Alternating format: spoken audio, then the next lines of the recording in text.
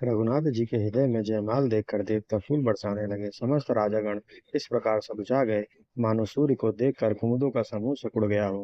नगर और आकाश में बाजे बजने लगे। दुष्ट लोग उदास हो गए और सज्जन लोग सब प्रसन्न हो गए। किन्नर, मनुष्य, नाग और मुनीश्वर जयकार करके आशीर्वाद दे रहे हैं। देवताओं की स्त्रियां नाचती गाती हैं, बार बार पुष्पों की अंजलियां छूट रही हैं।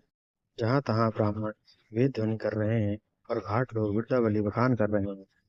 पृथ्वी, पाताल और स्वर्ग तीनों लोकों में यश फैल गया कि श्री रामचंद्र जी ने धनुष तोड़ दिया और सीता जी को वरण कर लिया। नगर के नर नारी आरती कर रहे हैं और अपनी क्षमता से अधिक निछावर कर रहे हैं।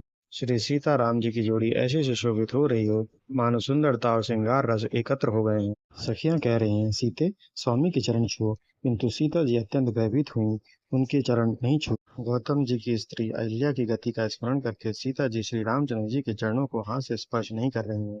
सीता जी की अलौकिक प्रीति जानकर रघुकुल मणि श्री रामचंद्र जी मन में हंसे। उस समय सीता जी को देखकर कुछ राजा लोग ललचा उठे। वे दुष्ट कपूत और मूढ़ राजा मन में ही बहुत तमतमाए। वे भागे उठकर कवच पहनकर जहां तहां गाल बजाने लगे। कोई कहते हैं, सीता को छीन लो और दोनों राजकुमारों को पकड़कर बांध लो। धनुष तोड़ने से ही चाह पूरी नहीं होगी।